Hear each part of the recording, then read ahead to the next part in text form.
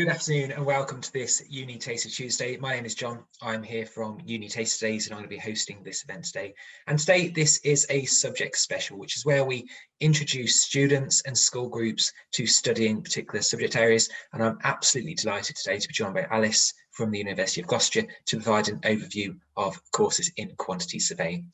Alice is a student recruitment and outreach officer. So in more normal times, goes into schools very regularly, no doubt, and works with students. Now we're running some great online events like this to support students with future choices. Alice, very conscious of these events. People are tuning in to hear from you, not from me. So here's Alice with an introduction to university courses in quantity surveying.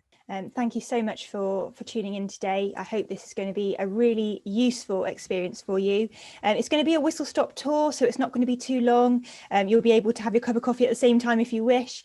So this is going to be all about quantity surveying, and it's literally just going to be a very sort of top-level understanding of what quantity surveying is, what universities look for in students, and I'm talking about all universities. So although, as has already been sort of pointed out today, I do represent the University of Gloucestershire, and therefore the images that you'll see and the experiences that I'll talk about will be about our university.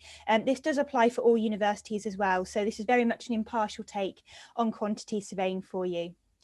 So first of all, starting right at the very beginning, who actually is a quantity surveyor? And it might be a word that you've not heard before. It could be a job title you're not familiar with, or in fact, you might know lots about it already. So I'm just going to give you a really good kind of quick rundown about what it might be. So a quantity surveyor is actually a really unique job role. It's very exciting because you get very much kind of in charge of a whole project. And when I say a project, that could be any type of building project at all. And you will be expected to take control, take charge, right from the conceptualization of that building project all the way through to delivering it and then tying it up at the end with the client as well. And that's really interesting because you're able to get a great deal of ownership, and it will certainly suit any of you who quite like taking leadership roles, or perhaps are thinking about, forging your own way in the construction industry. Some of the responsibilities that you'll also have to take care of will be things such as managing the budget of a build. So it is quite important that you have good mathematical skills, and certainly you will do by the end of the degree if you choose to take it. Also, you'll be in charge of things like health and safety. So there is actually quite a lot of important roles that you'll be undertaking there. So we're looking for students that are kind of level-headed, very sensible, very confident, and are happy to take the lead. You'll also be in charge of putting out something called a tender. Now, this might be an unfamiliar word to you, and I have to say, I hadn't heard of the word until I came to university, but a tender is essentially a way of putting out for a contract. So if you are going to be hiring in external contractors or people to carry out certain roles for you, then we would call it a tender in the construction industry. And you would be in charge of putting those tenders out. You normally put them out to 3 or 4 different companies for each contract, and then selecting whichever of those is going to be the best to fulfill your client's needs, your own needs, and also to maintain within your budget as well. You'll also be in charge of managing the project's progress and keeping to tight deadlines. So if you're a student that's really fantastic with your time management and you quite enjoy working under pressure and keeping to tight deadlines, then this could very well be a fantastic course for you. Also, you'll have to take quite sort of careful record building as well. So you'll be expected to report on the progress of everything that you're taking charge of. Now, this won't just only be kind of the progress of the day-to-day management of projects, but also of the staff that you're employing as well. So that might be other tradespeople, for example. It could be architects, it could be builders, it could be carpenters, but you will be in charge right from the beginning and right to the end of looking after those staff and making sure that everything is in order and everything is running nice and smoothly. And probably most importantly as well, particularly all the way through the project, you would be expected to work directly with the client. And the client could be a range of different types of people. And it could literally be from building a housing flat for a council through to building a beautiful manor house for someone who's very well off and would like to design something for themselves. Or it could even be a part of a civil engineering project, such as a bridge or a motorway, or maybe a block of offices. So it's a very diverse role. No 2 days will be the same. And you are expected to be able to cover across all of these different things that I've just described to you. So Who actually are we looking for, and what type of person would suit a course like this? It's probably the most important thing to bear in mind. So I've got a list here, and you'll see this on the screen, I hope, of a few things that we look for in potential applicants. And this isn't just for our university, this will be the same for all the universities across the UK and internationally as well. So things, for example, when I say a people person, I'm really talking about great communication skills. So you need to have the ability to be able to delegate, to be able to listen really well, and to be able to understand the needs of all of the different people that are within your team. All of those people right the way through, from the contractors that we've spoken about through to the client, and also your own needs as well. And you'll need to be able to balance that quite efficiently and quite sensitively as well. Also, you'll need to show some leadership qualities, and I'm sure you can understand why. Obviously, you will need to take the leadership within many of these roles, and it's important that you're confident enough to be able to step up and to do that. So anything that you can demonstrate on, for example, your personal statement, which shows leadership qualities, or projects you might have worked on where you've decided to take the lead, or you've shown a real passion for something, will be an absolute bonus for us and for all of the universities as well. We also look for solution-based working. So solution-based working is very much something that you might be doing right now. You know, we're all living through a very challenging time at the moment. And if you are working to find different solutions to be able to complete your schoolwork, for example, or to be able to carry on doing all those things that you're passionate about, then that is a fantastic way of thinking. And that's something that you can certainly bring to a quantity surveying role. It's also very important that you're able to show how dedicated you are. As I'm sure you can imagine, this is a very fantastic role and a very multifaceted role, and you will have some quite long working hours potentially. So you need to show that you have dedication to that area of expertise, and you need to be able to explain and articulate as to why you're really passionate and why you really want to get involved in quantity surveying. And finally, I think one of the most important skills here is negotiation. So you need to be able to speak to people in a really sensitive way, to be able to get what you need, but also to be able to help those around you and foster a really creative, passionate, and also supportive environment as well. So if you are kind of thinking maybe about exploring quantity surveying or anything in the construction industry as a future pathway, why might you do it? And in fact, what kind of job roles could a degree like this potentially give you in the future? Well, there's a list here that you might be able to have a look at. So a quantity surveyor obviously is probably the most obvious of those, but there are quite a few other job titles here that you might not be familiar with. So things such as construction law and claims specialist. In fact, it is a real bonus for us if you have some understanding of law before you apply for this course. Don't worry if you haven't, that's absolutely no problem at all, but it is just a little extra thing that we look for, and if you do have it, it's really fantastic. Now, because you're getting all of these fantastic transferable skills from a course like this, it does mean that you're able to do a wide range of different job roles. And so hopefully it might be able to widen your kind of prospects and different things that you might not have even thought about. If you wanted to find out more about any of these job roles, we don't have time today to go into minute detail about them, but there are lots of fantastic tools online which you can use to help you. So things like UCAS, things like Career Pilot, like SACU. I'm sure your school or college will have many different options they can point you in, but also talk to your career specialist at school as well. And they should be able to give you a little bit more information about what each of these job roles entails. Okay, so now we're going to start thinking about, you know, if you do get that dream job, fantastic, brilliant, what kind of expected earnings and salaries and benefits might you be able to get from doing that? So as we've said before, it is a very varied work. So no 2 days will be the same, which is really exciting and will enable you to be able to pick and choose the projects that you're really interested in as soon as you become chartered. Also, you'll be very employable, and that is hugely important. Hopefully, everybody that goes on to do any type of degree will be focusing on what they would like to do at the end in terms of job role. And I'm very pleased to say there are lots of job roles available in this sector.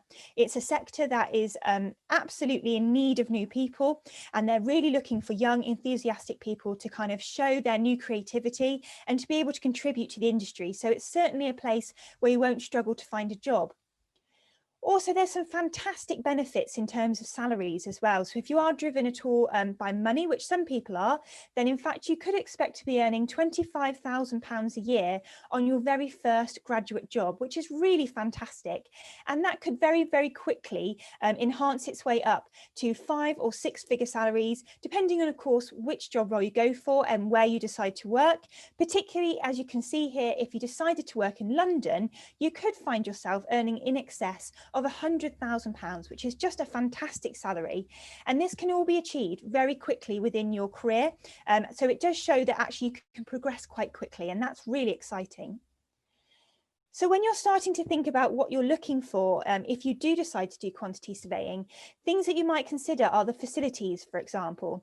And there is a picture here of our facilities, but this is just because obviously this is my experience, but in fact, all different universities will have different types of facilities. So it's important for you to know what types of things you're looking for.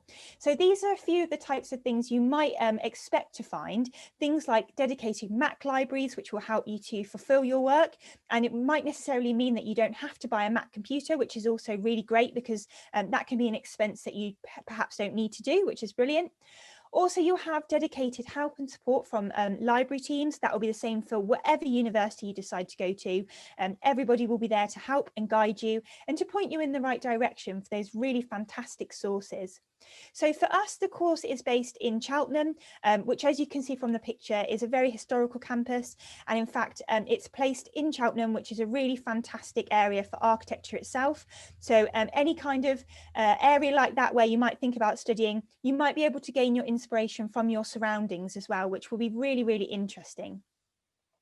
Also, we have quite a high interest in sustainability at our university, and I'm sure many other universities will too. We're ranked number 1 in the UK for sustainability. So as part of the course, you will be learning about the sustainability side and how you can contribute to that in a really, really great way.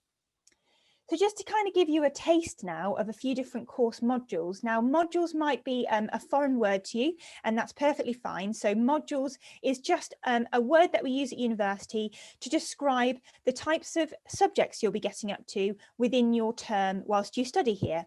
And these will be different depending on which university you're looking at, but these are kind of a taste of different things that we might be getting you to do, depending on obviously where you study. So things like sustainability and construction are really, really important. Obviously, we all know right now that sustainability is very much on the top of the government's agenda, and everyone is quite interested in it at the moment. So many of the courses you'll be looking at will have a focus on sustainability, and it's important to know what key part you can play within that role, which is great. Also, things like measurement is also really important. So you might be drawing up plans. This could be by hand or using things such as CAD. And CAD is like an online tool that you'll be taught wherever you decide to study, and it will help you to mock up these designs, which you can then present to clients and also to other contractors as well. And that's a really, really good and useful thing to be able to do. Also things like digital construction. So as I'm sure you can understand, particularly this year, lots of things are moving digitally, and the way that digital kind of use is becoming more and more common means that you need to be able to use that really effectively within your work practice. So if you were to come and study with us, for example, you would find that is woven through the course from start to finish. And I'm sure that will be the same for all of the other universities you're considering as well. And professional practice. Now, professional practice is very important. It's the way you conduct and hold yourself within meetings. That might be external meetings, you know, with clients, or it could be internal meetings with all of those contractors that you've hired and selected. It's important you know kind of how to put your case forward in a sensitive and professional manner. So it's the types of things like that that you could be expecting to do if you decided to study quantity surveying. It's very important as well that you get access to some fantastic industry links. Here's a quick snapshot of a few of the different industry links that we work with here, but certainly there will be a great many different industry links that you can get involved in across whichever university you're considering. It's something that will help you to gain valuable work experience and also to get a real feel for what it's like to work in the industry. We want at the end of the day for you to feel confident, and when you go for that graduate job, to feel you've had those fantastic experiences and you're set up and ready to show the best side of what you've learned at university. Now you'll see here there's quite a wide range of different types of partners here, things from the council through to Evan Jones, which is a bit more of a private business, and it just shows you again the scope of the different types of people you could find yourself working with. So on to kind of your application now and what you might need to know moving forward, looking at perhaps filling out your UCAS application and starting to consider your choices. So these are the types of things that we really require you, and I'm sure all of the universities will join us within this. We require you to have these to be able to make a successful UCAS application. So it's very important that you have a strong maths GCSE, and that should be a grade C or 4 or above, or an access to HE qualification. The reason we ask for this is because quite a lot of the learning that you'll be doing will be based mathematically, things like mocking up drawings to scale, for example, and using things like CAD. It is important that you have a good kind of base understanding of maths. If you do find that you haven't quite got what you need, it's always worth calling up the university you're interested in and having a chat with them and seeing if there's anything they can do to point you in the right direction. Of course, it's also very important to have strong GCSE English skills. This is again because it's very important you'll be able to compile written reports, and you'll be able to kind of create those essays when you're actually experiencing university itself. It's also really important that you have a very strong personal statement, and I understand that many of you will be working on your personal statements right now, and there's lots of tailored support on things like UCAS and within your careers advisors and your tutors at school too, who can really help you to make a fantastic impact with your personal statement. But we do read them. They're very useful to get for us to understand who you are and why you're passionate about the subject. So please do make sure you put as much effort as you can into that personal statement. So here's a few things that for us are a really fantastic bonus if you are able to demonstrate them as well. So we would love for you to have an A-level in maths. It's not essential, so if you don't have it, please don't panic. But if you do have it, all the better. Very similarly, we're looking for things like chemistry. We're also looking for design technology. So again, showing those kind of more scientific skills. We also want to see your creativity as well. So if you have done any kind of arts-based courses, media-based courses, then that's something else that we're also very interested in. And I mentioned earlier in this talk that we are interested also in law, and that's because with quantity surveying, you have to have quite a good understanding of the law and the way that it impacts things like planning applications and the way that you plan a project. But please don't worry if you don't have these. These are just added bonuses for us, and it's worth knowing that if you do have them, you should be shouting about them on your personal statement. So how can you actually apply? I've already mentioned the personal statement is key. It's very, very important. It might be read by admissions staff. It might be read by your future lecturers. It could be read by people like me and the outreach team when we support clearing. So do make sure it's universal, nice and clear, and is a very good representation of who you are, what your experiences are, and what you would like to gain from the course in the future, and ultimately why that course is absolutely right for you. Also, of course, you'll need to have a live UCAS form, which you'll be very much supported with throughout school and college. So please don't worry about that. It is worth bearing in mind that every course you look at will have a different UCAS tariff point requirement. So do get your head around those as early as you possibly can, so you know what you're striving towards and you know what you need to achieve to be able to get onto that course nice and comfortably. It's also worth noting that quantity surveying is a non-portfolio course, so we won't be needing you to compile a portfolio of your work, but it is really useful if you can have a good understanding of what you've done and why it's given you the decision to be able to pursue quantity surveying in the future. And finally, I hope this has been really useful, but I just wanted to leave you on this final slide. This is Bill. He's one of our academics and he's worked at lots of different universities, and he's going to be looking after our quantity surveying course, which for us will be new for 2021. And if you did have any further questions, or you wanted to find out a little bit more about quantity surveying in general, or other areas of construction, architecture, or the environment, then Bill has very kindly offered to leave his email address there, and he'd be very happy to speak to you in an impartial way. And you can also access all of our support on UniBuddy as well. I do hope this has been really, really handy for you. I'd like to thank you very much for taking the time to listen today. And if we can support you at all any much in the future, then please do get in touch. And finally, it's a good luck from me, and we hope that we'll be seeing you very soon. Thank you very much.